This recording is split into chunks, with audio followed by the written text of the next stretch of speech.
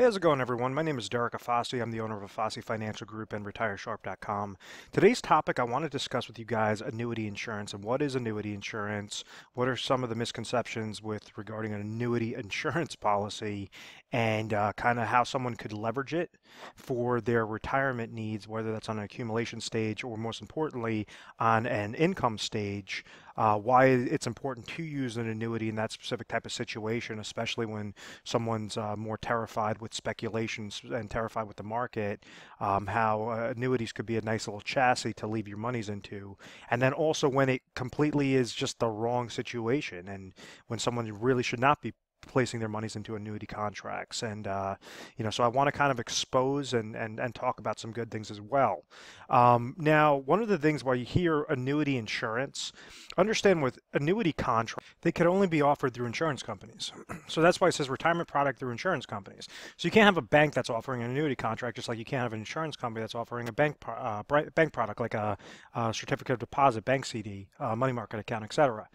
They have different tiers of safety. It's something known as a legal reserve structure, to make sure that if that specific company goes under on a fixed sense, if there's some sort of fixed account that's being handled through an annuity contract, there has to be tiers of safety that are put in place to make sure that these contracts are very safe, secure, protected. Now, why exactly would somebody want to leverage these types of contracts, these annuity plans for their retirement goal? And be mindful that you could place a whole slew of different sorts of either qualified retirement accounts.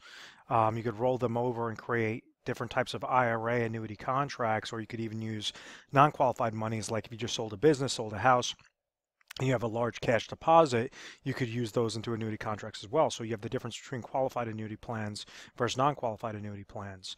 Now, an annuity is not just something that's different. It's not just some random plan that is 100% non-qualified. You could leverage 401k monies, and if you suffice certain criteria, such as you hit 59.5 rule, such as you left that employer, you could go and roll them over into a specifically designed IRA contract that's established through an annuity. And the reason why individuals do that is for that safety aspect. So they understand, okay, maybe income, which is probably the most important aspect with somebody that's gearing up for retirement, is because they understand they're not going to be working anymore. They've established these different retirement savings, whether that's in cash accounts or qualified retirement accounts, and now they want to learn how to properly pull distributions from those accounts and make sure that when they start pulling distributions, that's money that they can never outlive. So many times individuals get set up or they kind of fall victim to thinking that an annuity contract is just a generic type of contract like it was in the 1950s, 1960s, 1970s, where you would only focus in on annuitization.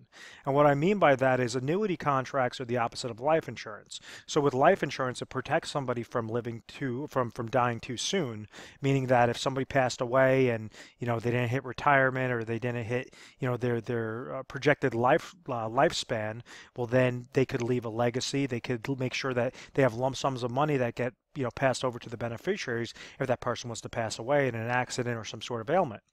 So annuity contracts were established to prevent somebody from living too long, meaning that prevent somebody from outliving their retirement accounts or monies that they geared for retirement.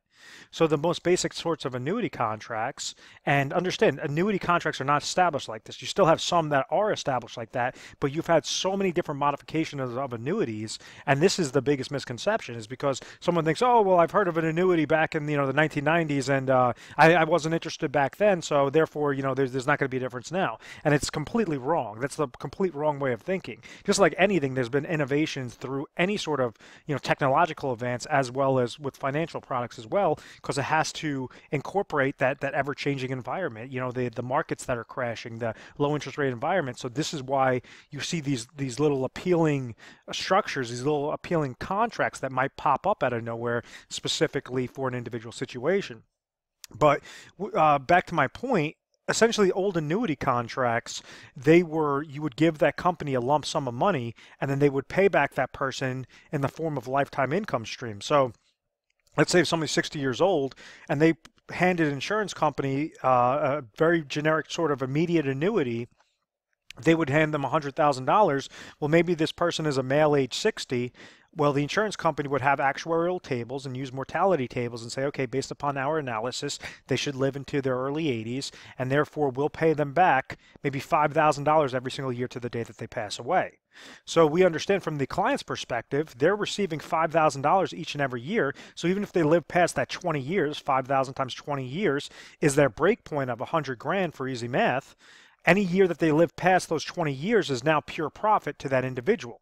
Well, the insurance company leverages the law of large numbers, so they understand with those sorts of contracts, yes, they could take $100,000 with this guy, and they could do that with thousands of millions of other people, and therefore protect their risk analysis to make sure that the mortality tables are always in their favor.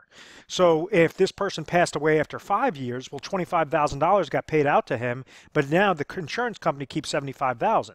Those were the old ways on how annuities used to work when you have a life-only single option, and it's been a lot different. You've had modifications to these types of contracts because it pissed a lot of people off. They didn't like that aspect. They understood that insurance companies were just getting rich hand over fist. Now, understand, you still have contracts out there, and even when you have, some of the newer annuities out there, like ones with income riders, you had variable annuities with income riders that were really attractive early 2000s, and then you had the hybrid annuities, fixed index annuities with income riders that came out after the 2008 market crash, and now you're starting to see all these companies jump on the bandwagon with these lifetime income products.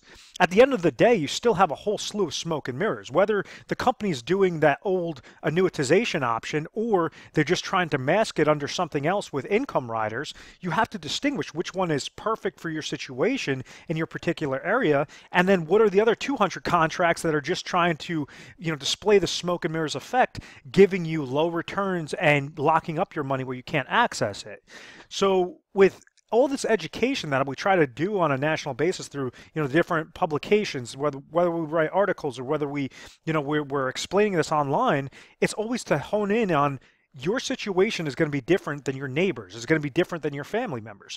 You can leverage an annuity contract and you could say, okay, maybe I'm 60 years old. I'm going to retire in 5 years. Well, you could have a specifically designed IRA contract. Possibly a portion of that IRA would be in an IRA annuity contract that will provide lifetime income at age 65. So when you're dissecting, okay, what is the best route?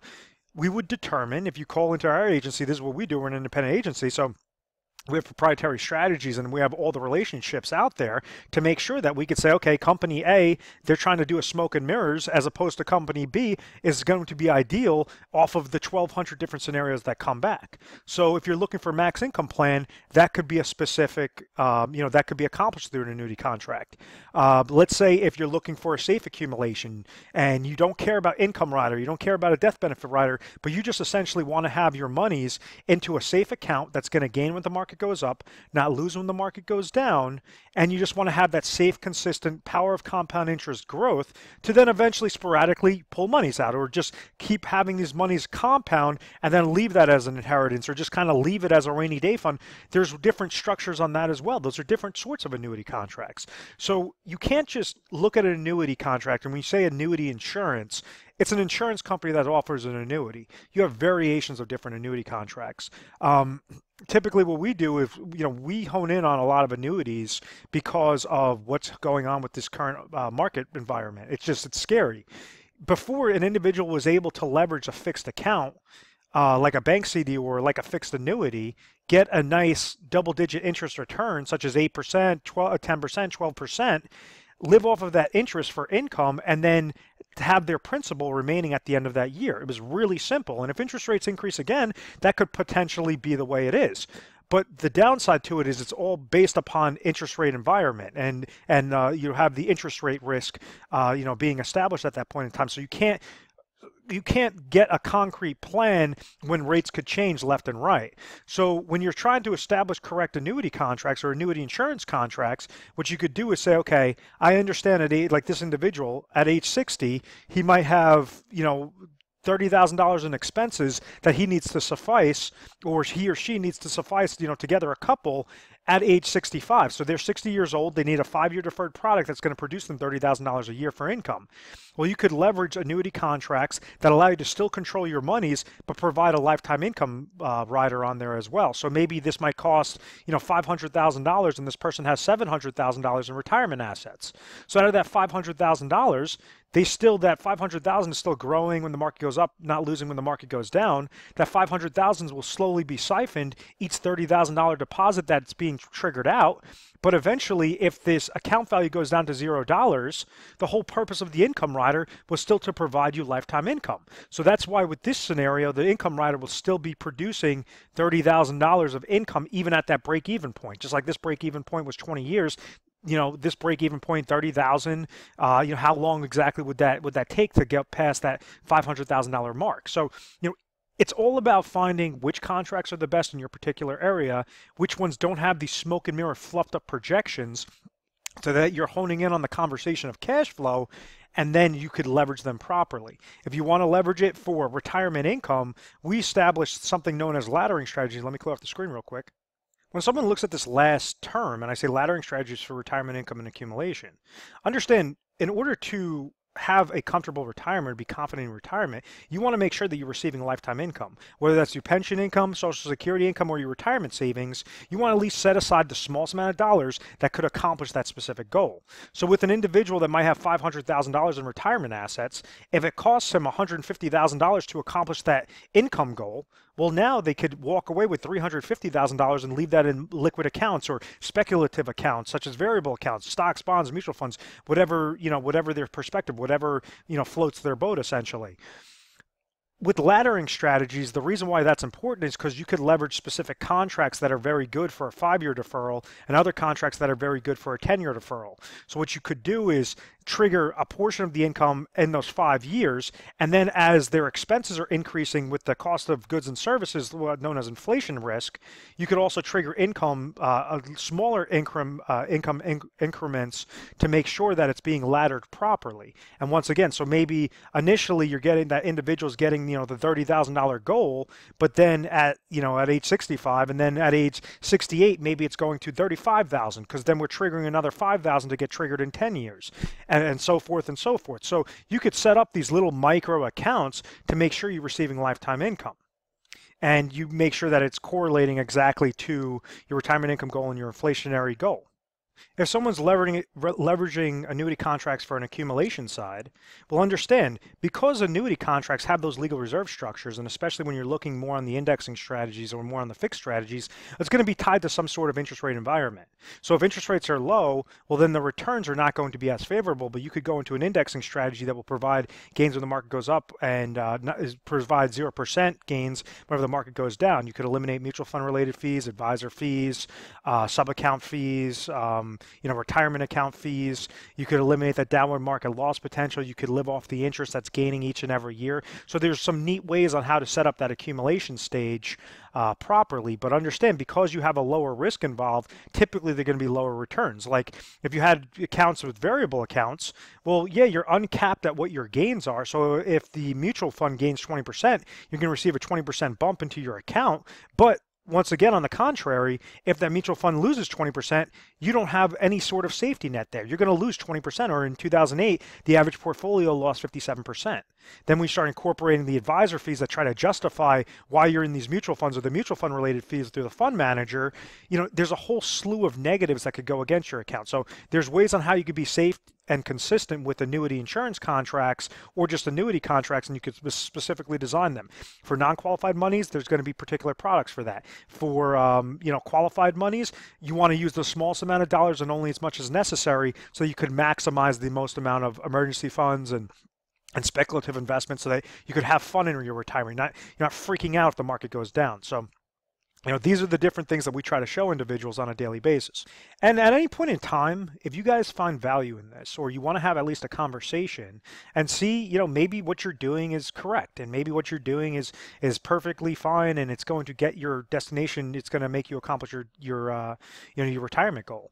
Well, it's good to at least have some good free advice on whether or not that is true, or whether or not you're interested in one annuity contract and you want to just have a second opinion saying, is this something that you guys would recommend? And, many times, and I was just dealing with a client recently about a week ago or 2 weeks ago, and he said, in the beginning I wasn't going to call, but, you mentioned something at the end of your videos and you said, what do you really have to lose is just get a second opinion. And if anything, you guys are going to be more educated on either what you're doing is correct or, there might be some better options out there. But it's particular with whatever your age is, whenever you're looking to retire, whatever you're looking to accumulate, all of those different factors all go into the same sort of process. And we have something that's an exclusive process known as the Retire Sharp Planning System, which just allows us to have basically a lot more chips, a lot more eggs in the baskets to therefore choose when we give our top 3 recommendations. We are A+ rated on the Better Business Bureau. We've always had good reviews, never had any complaints. But at the end of the day, if you guys really find value in this and you really just want a second opinion and want to at least speak with a specialist, we're available 24 hours a day, 7 days a week. Our 800 number is 1-800-566-1002. I want to thank you very much for watching this video. Please feel free to subscribe to our YouTube channel, Retire Sharp, so you could have access to the most updated videos. Thanks so much, guys.